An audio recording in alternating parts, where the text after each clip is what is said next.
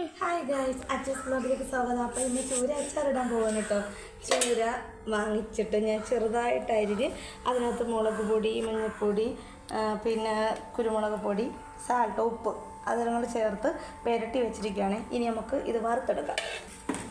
അപ്പോൾ നമ്മുടെ ഉരുളി അടുപ്പത്ത് വെച്ചിട്ടുണ്ട്. ഇനി അപ്പോൾ ഇച്ചിരി വലുതായിട്ടിരിക്കട്ടെ എന്ന് വിചാരിച്ചാണ് ഉരുളി വെച്ചത്.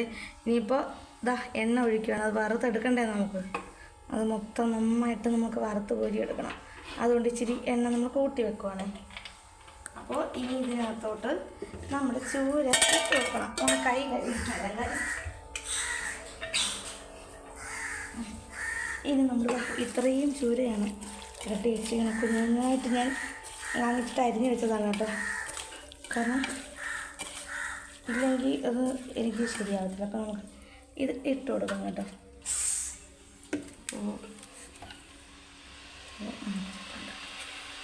ഇട്ട് കൊടുക്കട്ടെ. നമുക്ക് കുറച്ചുണ്ട്, കുറച്ചായിട്ട് നമുക്ക് വറുത്ത് പോരാം. ഇച്ചിരി ഉള്ളത് കൊണ്ട് അല്ലെങ്കിൽ വേവത്തില്ല കേട്ടോ ഗൈസ്. അപ്പോൾ നമുക്ക് ഇനി ഇത് നന്നായിട്ട് മൂത്ത് വരട്ടെ. എന്നിട്ടത് മറിച്ചിട്ട് കൊടുക്കണം. അപ്പുറം ഇപ്പുറമൊക്കെ മറിച്ചിട്ട് കൊടുക്കണം.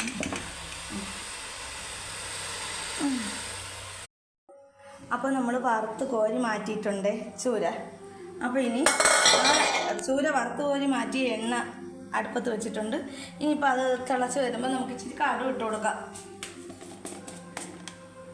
കടുക് നമുക്ക് ഒരു 1/2 സ്പൂൺ ഇട്ട് കൊടുക്കാം കേട്ടോ. നന്നായിട്ട് മൂത്ത് വരട്ടെ. ഇനി നമുക്കിതിലോട്ട് ഇഞ്ചിയും വെളുത്തുള്ളിയും കൂടെയാണ് നേരെയായിട്ട് നമ്മൾ കുഞ്ഞായിട്ടാണ് അരിഞ്ഞെടുത്തിരിക്കണം. അപ്പോൾ അതിനി കടുവൊക്കെ പൊട്ടിയിട്ടുണ്ടെങ്കിൽ നമുക്ക് ഇതെല്ലാം കൂടെ ഇതിനകത്തോട്ട് ഇട്ട് കൊടുക്കാം കേട്ടോ. നല്ല ബ്രൗൺ നിറം ആക്കണം. ബ്രൗൺ നിറം ആക്കി ആകുന്നത് വരെ നമുക്ക് സിമ്മിൽ ഇട്ട് കൊടുക്കാവേ. ഇനി അത് കുറച്ച് നേരം കിടന്നിട്ട് അത് ബ്രൗൺ നിറം ആകട്ടെ. എന്നിട്ട് നമുക്ക് അതുവരെ സിമ്മിലിട്ടേക്കാം. ഓക്കെ.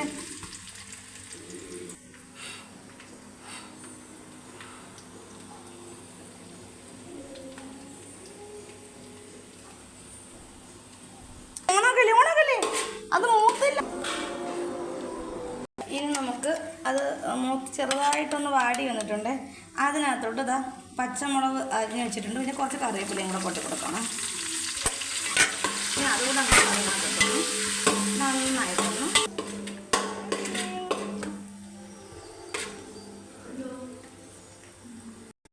പൊടികൾ ചേർത്ത് കൊടുക്കാവേ. 1/2 സ്പൂൺ നമ്മൾ മഞ്ഞൾപ്പൊടി ഇട്ട് കൊടുത്ത് ഇച്ചിരി കൂടെ ഒന്നിട്ട് കൊടുക്കാം. ഇനി നമുക്കതിനകത്തോട്ട് നല്ല എരിവുള്ള മുളക് പൊടിയാണ്. ഞാൻ 2 സ്പൂൺ ഇട്ട് കൊടുത്തിട്ട് 2.5 സ്പൂൺ ഇട്ട് കൊടുക്കണം. നമുക്ക് ഇച്ചിരി എരിവ് വേണം ഇവിടെ എല്ലാവർക്കും. പിന്നെ കൂടുതൽ കുറച്ച് കുരുമുളക് ഇട്ട് കൊടുത്തു. പിന്നെ ഇതിലേറ്റവും വേണ്ട ഒരു കാര്യമാണ് കേട്ടോ, നമ്മുടെ കായപ്പൊടി നമുക്ക് ഇച്ചിരി ഇട്ട് കൊടുക്കാം. ഇനി നമുക്ക് ഈ പച്ചമണം മാറാനായിട്ട് നന്നായിട്ടൊന്ന് വഴറ്റി കൊടുക്കാം കേട്ടോ.